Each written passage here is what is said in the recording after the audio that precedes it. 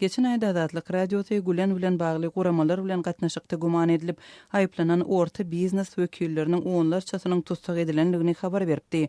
Azatlyk radiosu bilen söhbetdeş bolan adamdan 2 çeşme tutuş ýurt boýunça 150-den gowrak adamyň tutsak edilmegi barada gürrüň gidýänligini aýdarlar. Olar esasan türkmen türk okuw mekdepleriniň we okuw merkezleriniň öňkü işgärleri. Häkimet strukturalaryna ýakyn çeşmäniň aýtmana görä soňky bir näçe hepdäniň dowamında öňkü türk mekdeplerine gatnaşygy bolan 50 golay telekeçi we mugallim soraga çekilipdir. Olaryň arasynda ýurtda ady belli telekeçiler, ýagny Abadan şäherindäki türk mektebiniň öňkü müdiri 41 ýaşly Begmurat Rejepow we Aşgabatdaky türk mektebini hem universitetini tamamlanan 40 ýaşly Döwlet Ataýew bar. Azatlyk radiosynyň çeşmesi şeýle diýär: Noýabryň başynda 50-den gowrak biznesmeni tutsak etdiler. Olary çagyrýarlar, käbirlerini goýýarlar, käbirlerini saklaýarlar. Şugunky gün Begmurat Rejepowyň tutsak astyna alynanlygyny men bilýän. Ol Pek nesil okuw merkeziniň müdiri we meňze şatly reklam şirketiniň eýesi. Agdalan okuw merkezi Fetullah Güleniniň guramasynyň gol astyndaky Başkent Medeni Okuw Merkeziniň esasyna döredilipdi. Türk mekteplerini yapanlaryny Başkendiň ýerine Pek nesil açyldy. Täsin ýeri Begmurat Rejepowy ikinji gezek saklaýarlar. Birinji gezek ol oktyabr aýynda saklanypdy, soň goýberilipdi. Emma meniň bilişime görä, häzir ol ýene tutsak astyna saklanýar. İkinji gezek tutsak edilenleriň arasynda A-market dukanynyň eýesi Döwlet Ataýew hem bar. Olam oktyabr aýynda tutsak edilip, soň çykarylypdy. Emma ony ýene tutup durlar.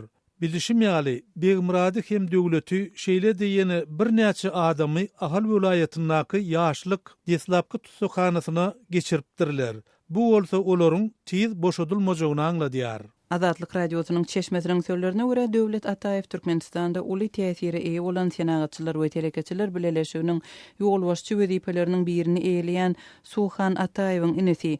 Azatlygyň öz çeşmesi bu maglumaty we Türk diýençesi Fethullah Güleniň ýolbaşçylygyndaky hizmet guramasy bilen gatnaşygy göze ilen biznesmenleriň ýydarlanmagyny tasdiklady. Türk häkimetleri Güleni şu ýylyň 25-nji ýulunda harby agdarylşyga malaşyrmak tynanşygyny maliýeleşdirmekde aýplaýarlar. Biziň çeşmämiziň aýtmana görä noýabryň başynda tutha tutluklar dogrudanam dowam edip Begmurat Rejepowy gaýtadan tutsak edipdirler. Döwlet Ataýewy hatda goýbermändirler. Şeýle-de onuň sözlerine görä Ağa Guruluşuk atly iri guruluşuk kampaniýasynyň eýeleri ýaly uly biznesmenleri gürrüňdeşlige çagyrypdyrlar. Olardan hizmet guramasy bilen ähli aragatnaşygy kesmek barada dil hatalanypdyr. Şeýle-de munyň bilen baglylykda bellesek Ağa Guruluşuk Aşgabatda jaýlaryň guruluşygy boýunça işleri ýerine ýetirýän iri döwlet hyzmatdaşy bolup durýar. Ýaňy ýakynda 20 oktýabrda prezident Gurbanguly Berdimuhammedow Ağa Guruluşuk şirketi tarapyndan gurulan jaý toplumyny açypdy. Bu makalanyň ýazylan wagtynda Begmurat Rejepowyň tutsak astyndan goýberilendigi barada Azatlyga ýene bir çeşmeden maglumat gowuşdy. Üstesine bu çeşmäniň öňe sürmegine görä döwlet bilen işleşen iri guruluşuk şirketleriniň ýene biri Polat Guruluşuk kampaniýasynyň eýesi Öwes Allaberdiýew hem Azatlyga çykypdyr. Allaberdiýewiň we beýleki biznesmenleriň şol sanda Rejepowyň we Ataýewiň ilkinji gezek saklanmagy barada Azatlyk radiosy şu aýyň başynda habar beripdi. Emma Rejepowyň we Ataýewiň tutsaklykdan boşadylmagy baradaky maglumaty Azatlyk tasdiklap bilmedi. Türkmenistanyň resmi edaralарyndan bu tema degişli islendik maglumaty ýa-da pikir almak boýunça ähli synanşyklar netijesiz boldy. Azatlygyň çeşmeleriniň aýtmana görä biznesmenleriň ýydarlanmagynyň olaryň Birleşen Ştatlarda sürgünlükde ýaşaýan türk opozisiýoneri Fethullah Gülen bilen guman edilýän gatnaşyklary bilen baglydygy Türkmenistanda indi hiç kim üçin sir däl. 25-nji ýylda agdalşyga malaşyrmak boýunça şowsuz synanşykdan soň Ankara Gülen we onuň hizmet guramasy bilen bagly adamlara guramalara diňe Türkiýanyň içinde däl daşynda da basyşyny güýçlendiripdi. Bellemeli ýeri Türkmenistandaky tutha tutluklaryň täze tapgyry prezident Erdoganyň goňşy Özbekistana eden saparyna gabat geldi. Gepleýär Azatlyk radiosu. Habarlar günneligi gepleşigimizi men Sahra dowam etdirýän. Lewap vilayatynyň ýaşaýjysy Dünýägedel Jumaguly we Azatlyk radiosyna video interwiu berenden soň türkmen häkimetleri tarapyndan 15 gün türme tutukluğunda saklandy. Türkmenistanyň Günnur vilayatynyň Saýat etrawynyň Azatlyk Daýhan birleşiginiň ýaşaýjysy Dünýägedel Jumaguly we mundan bir näçe ay odal Azatlyk radiosynyň Aşgabatdaky habarçysy Sultan Açylwa jaň edip, oňa özüniň köp ýyllardan bäri işsizligi we dähmet birjasynda nowata dursa-da nowatyna seredilmeýändigi, şeýle-de idara kärhanalardaky boşan iş orunlaryny diňe para beren adamlaryň işe alynýandygy barada interwiu bermek isleýändigini aýdýar. Ol ýürite Lewapdan Aşgabada gelip Sultan Açylwa interwiu berjek mahaly oňa Azatlyk Daýhan birleşiginiň başlygy we Saýat etrawynyň polisiýa işgärleri jaň edýärler we sen nirede diýip soraýarlar. Jumaguly we özüniň Aşgabada gaýdandygyny aýdanda oňa Sultan Açylwanyň ýanyna barmada ýygyňa gaýt. Biz seniň işiňi bitireriz diýärler. Soňra ol resmiler tarapyndan öz işiniň çödüljekdigine umyt edip interwiu bermän ýygyny Lewap vilayatyna dolanýar we çağalar bagynda göwrellik ruhsatyna çykan biriniň ýerine işe başlaýar. 4 aýdan soň göwrellik ruhsatyna çykan işler ýygyna gelýär we Jumaguly we işden çykarylýar. Şondan soň ol ýeni işe ýerleşip bilmän Azatlyk radiosyna çykyş etmek üçin gaýtadan Aşgabada gelýär. Ol Sultan Açylwa video interwiu berip Türkmenabada dolanýar. Jumaguly we Türkmenabatdan öz owasyna gitmek üçin avtodrolga baranda öz ýanyna iki aýalyň gelendigini we olaryň biriniň Jumaguly wany görkezip, "Inha şu aýal menden dünýä badary bar wagty 5 millionlyk haryt alyp gitdi we henidem puluny bermän gaçyp ýör" diýendigini aýdýar.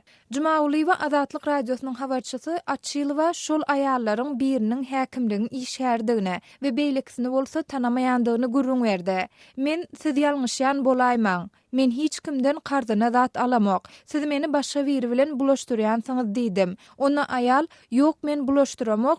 Men häzir polisiýany çağırjak" diýip polisiýany gözläp başlady we polisiýa şol wada ýanymyzda peýda boldy diýip Jumaguly we aýdýar. Şondan soň onu polisiýanyň bölümine alyp gidýärler. Jumaguly wanyň aýtmagyna görä, ol polisiýanyň bölümine baranda onuň birinden pul karz alandygy baradaky öňe sürmeler sorulman, oňa derek "Sen näme üçin Aşgabada gitdiň? Kimiň ýanyna gitdiň? Çykyş etdiňmi?" diýen sowallar berilýär. Şondan soň Jumaguly we 15 giýje günnidläp polisiýa bölüminiň ýerdeminine saklanýar we 13-nji gün diýilende onuň ýanyna Milli Howpsuzlyk Gullugynyň işgäri diýip tanadan bir adam gelýär. Ol adam Jumaguly we "Aşgabada näme üçin gitdiň? Nähili ýazy etdirdiň? Inni şol ýere gitseň düýpli basarys, bir näçe ýyllyk basarys" diýip gorkudýar. Şondan soň polisiýanyň işgärleri onuň barmak ýygyny alyp, oňa bir näçe düşündürüş ýazdyrýarlar we ony 15 gün diýilende azatlyga goýberýärler. Jumaguly we öýüne gelenden soň Azatlyk radiosynyň habarçysy Sultan Açylwa bilen telefon arkaly habarlaşyp, öz başdan geçirenlerini gurrun berdi we özüniň beren video interwiusynyň efire goýberilmegini sorady. Şol video interwiusy onuň öz razylygy esasynda 18-nji noýabrda Azatlyk radiosynyň web saýtyna çap edildi. Ýeri gelenini belläp geçdik. Jumaguly wanyň başdan geçirenler barada Azatlyk radiosyna degişli türkmen resmiýetlerinden kommentari almak başartmady. Sultan Açylwa Jumaguly wanyň başdan geçirenleri türkmen häkimetleri tarapyndan Azatlyk radiosyna interwiu bermek isleýän türkmenistanylara garşy edilýän basyşlaryň iň soňkularyndan biri diýip, şoňa meňdeş wakalaryň mundan odal hem bolandygyny belleýär. Azatlyk radiosynyň habarçylary bilen ilaty duşurmajak bolup, şolara özleriniň arzyhalyny aýtdyrmajak bolup, ilaty gorkudýarlar. Hiç ile günäsiz adamy türme basmak derejesinde, ýani 15 sutka tutuklukda saklamak derejesine baryp ýetdiler. Ine Türkmenistanda dören ýagdaýlaryň biriniň pidasy Dünýägedel Jumaguly bolup durýar. Diýip Sultan Açylwa aýtdy. Şu ýylyň mart aýynda Mara vilayatynyň Serhedabat etrawynyň Ýeňiş Daýhan birleşiginden özüni Agajyma diýip tanadan raýat Azatlyk radiosyna interwiu berenden soň öz üstüne owa ýaşullarynyň maslahat töwella bilen gelendigini we öz çykyşlaryny besetmegi sorandygyny gurrun beripdi. Ýatladyp geçdik. Geçen aýyň ahyrynda Azatlyk radiosynyň habarçysy Sultan Açylwa hem öz jurnalistika işini berjäy edýän mahaly polisiýa tarapyndan soraw çekilip, nämälim adamlar tarapyndan onuň kamerasy talanypdy.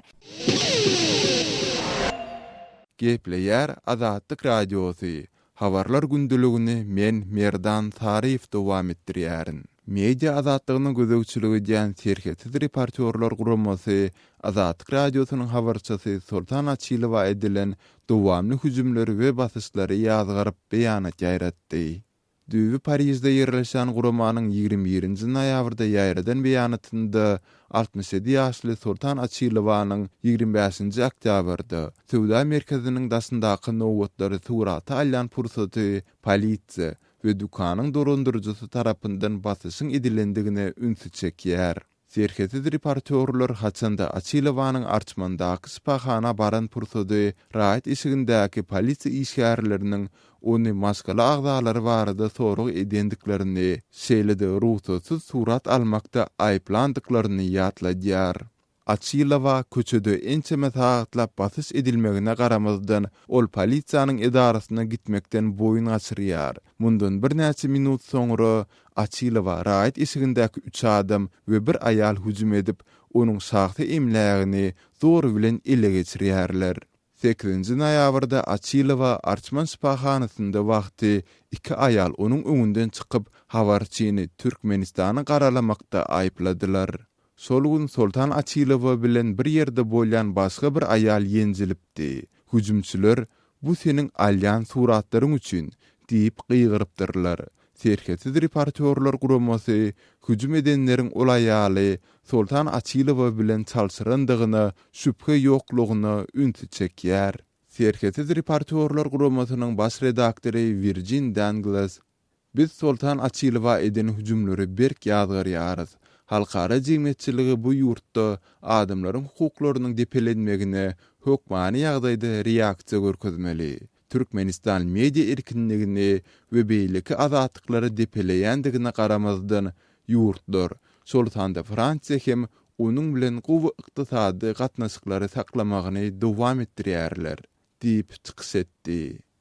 Gurama Azatlyk radiosynyň 2015-nji ýylyň iýulynda tutsak edilen habarçysy Sapar Mehmet Nepeskuliýew bir kanun nese gaçakçylygy bilen baglylykda ýönkülen aýplamalaryň hem tosunanyp düzelendigine nyktap, onuň häzirki güneçelini hem tutsaklykda saklanýandygyny ýatladyp geçýär. Serhetiz reporterler guramasynyň media azatlygy indeksinde Türkmenistan 180 ýurduň arasynda 178-nji orunda ýerleşdirildi. Ýurdun prezidenti Gurbanoğlu Berdimuhamedow hem şu ýyl gurama tarapyndan internetiň düşmany diýilip atlandyryldy. Öz sewitingizde bolýan wakalar barada azatlyga maglumat bermek isleseňiz, biziň Facebook hasabymyza ýazyň. Bizi gözlegi bölümine Azatlyk Radiosy ýazyp tap bilersiňiz. Siz suratlaryňyzy we videolaryňyzy hem ýollap bilersiňiz. Azatlyk siziň şahsiýetiniňizi gizlinlikde saklar. Siz bolan wakalar barada maglumat beriň, biz hem habar bereriz.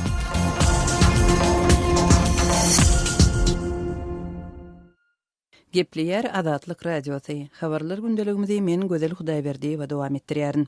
Sankt-Peterburgda Türkmenistana tapşyrylmak howpy awanýar. Bu arada adam hukuklaryny goraýjy memorial guramasy Sankt-Peterburgda tutsak edilen 43 ýaşly Türkmenistanly Aşerbay Bekiýewiň Türkmenistana tapşyrylmak howpunyň awanýanlygyny habar berýär. Gurama agzalan adamyň 2016-njy ýylyň maý aýynda Orsiýatyň Sankt-Peterburg şäherinde ekstremizm bilen baglylykda tutsak edilenligi habar berilen Türkmenistanlydygyny belliýär. 25-nji maýda Sankt-Peterburgyň hususy çörekhanalarynyn birinde çörek pişirýänçi bolup işlän bir Türkmenistanlyň eli salynanlygy we muňa onuň öz ýurdunda dini ýigrenje tutaşdyrmak aýplamasy esasında gözlenmeginiň sebäp bolanlygy aýdylypdy. Orsiýatyň Içeri işler ministrliginiň maglumatynda şonda onuň öz ildeşlerini bu ýere işe ýerleşdirip, olara radikal dini pikirleri wagt edenligi we işe alynan adamlaryň hem öz gezeginde soňu bilen bu pikirleri öz ýurdunda ýaýratmagyny göz öňünde tutanlygy habar berilipdi. Tutsak edilen şol adamyň ady görkezilmändi. Memorial guramasy ady görkezilmedik şol adamyň asly Türkmenistanyň Daşowut welaýatynyň Gubadaq etrawynyň ýaşaýjysy, Sankt-Peterburg şäherinde eýem ençi mel bäri ýaşaýan 43 ýaşly Aşerbay Bekiýew digini özüniň anyklanlygyny ýazýar. Häzirki wagtda Aşerbay Bekiýew tutsak astynda galýar we Orsiýatyň baş prokuraturasynyň kararyna garaşýar. Onuň agasy Täçmirat Bekiýew hem şol aýplamalar esasında öz ýurdunda gözlenýär diýip gurama habar berýär. Maglumaty görä Aşerbay we Täçmirat Murad Bekiyevler Türkmenistanyň Milli Howpsuzlyk Ministrliginiň 2015-nji ýylyň dekabr aýynda çykaran fermanynyň esasynda tutsak edilipdir. Olara Türkmenistanyň Jenaýat kodeksiniň 177-nji maddasynyň 1-nji bölegi boýunça, ýagny milli ýa-da dini düşmançylygy we agzalylygy öjükdirmekde günä bildirilýär. Resmi aýplamalar Türkmenistanyň Milli Howpsuzlyk Ministrliginiň Daşoğuz welaýaty boýunça derňe upravleniýasynyň başlygy mayor Gurban Nazarowyň 2015-nji ýylyň 2-nji dekabrynda gol çeken kararynda öňe sürilýär we dokument Bekiyevleriň işi boýunça dokumentleriň düzümine girýär. Dokument Aşyrbay we Täşmirat Bekiyevleriň Sankt-Peterburgyň hususy çörek pişirýän dukanda işläp we habitleriň täsiriniň astyna düşenligi we iş ýerinde islam fundamentalizmini wagt edenligi şeýle-de olaryň Orsiýada okuw baran türkmen studentlerine çörekhana işe yerleşmäge kömek berip olar bilen dini tapaklary geçirenligi aýdylýar. Memorial guramaty Täşmirat Bekiyewiň bu aýplamalary ret edenligini habar berdi.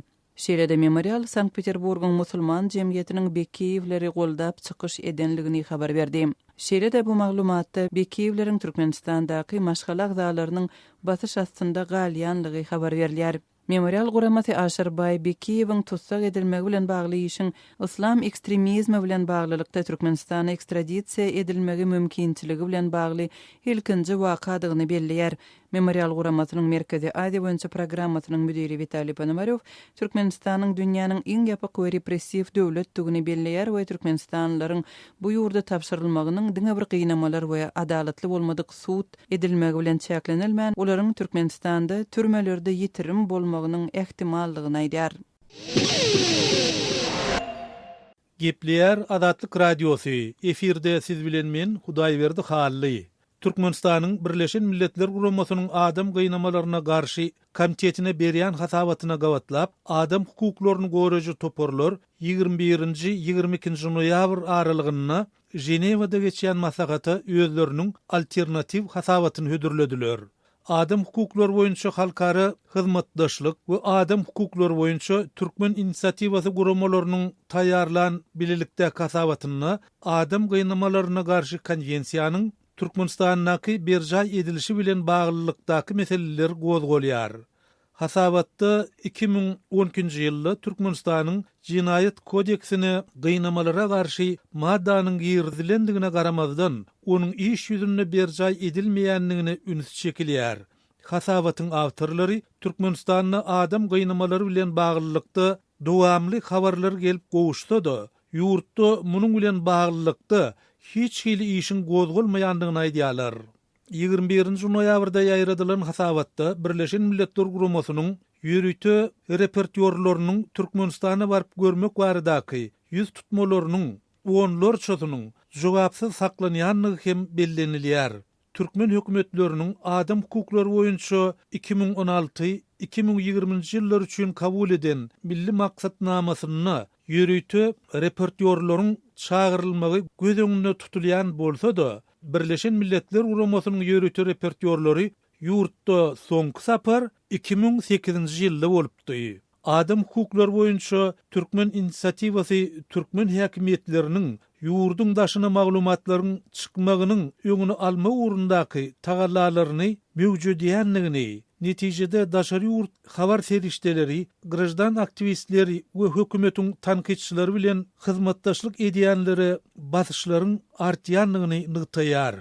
Türkmenistan adam gynamalaryna we beýleki ýowuz, gazaply daraşmalara, kemsidici çemeleşmelere ýa-da jezalara garşy konwensiýany tasdiklayan ýurt hökmüni bu komitete ýygyderli hasabat bermeli. Ol konwensiýany 1999-njy ýylda kabul edenden soňra ilkinji sapar 2011-nji ýylda hasabat berdi. Türkmenistanyň bu gezek hasabaty Azatlyk Radiosynyň Türkmenistanyň habarçysy Sultan Açylowa professionallyk işi bilen baglylykda nämälim adamlar tarapyndan hüjüm edilmeginiň ýygyanyny gawat geldi. Şeýle-de halkara hukuk toporlarynyň şol sany Birleşen Milletler Guramasynyň iş toporunyň çağırşylaryna garamazdan türkmen häkimetleri Azatlyk Radiosynyň habarçysy Sapar Mehmet Nepesguliýewi tutsak edeli bäri daşky dünýäden üzüňlükde saklaýar.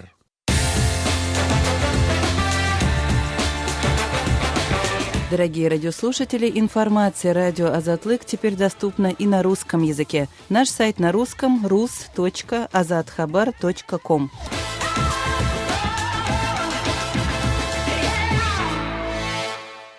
Gepler Azatlyk Radiosu. Efirde habarlar gündeligi. Kabulda şugun güýçli partlama meydana geldi. Bombaly hüjüm şiýgalaryň abadatxanasyna gönükdirildi. Janyny geçen hüjümçi Bakyrly Ulum atly mescidiň içinde özüni partlatdy. Partlamada ayal we çağallaram helak boldy. Şiýgalaryň abadatxanasyna Kabulda öňem şeýle hüjüm amala aşyryldy. Kabulda şugun ýagny 21-nji noýabrda bolan waka barada men Şaýmerdan Gulumrady sizi tanıştyrýaryn. Awganistanyň içeri işler ministrliginiň medbugat wekili Necip Danışyň aýtmagyna görä terror hüjümde 27 adam helak bolupdyr. 30-dan gurrak adam yaralanypdyr. حمله انتحاری است توسط شخص در داخل یک مسجد بین 27 تن شهید است و حدود 30 نفر مجروح است که به ما گزارش داد. Janyny geçen hüjümçi mescidiň içinde özüni partlatdy. Bu waka Bakyrly Ulum atly ibadatxanada ýüz berdi. Ölen we yaralylaryň hemmesi asuda ilat. Terroristlik hüjüm barada derňe geçirilýär.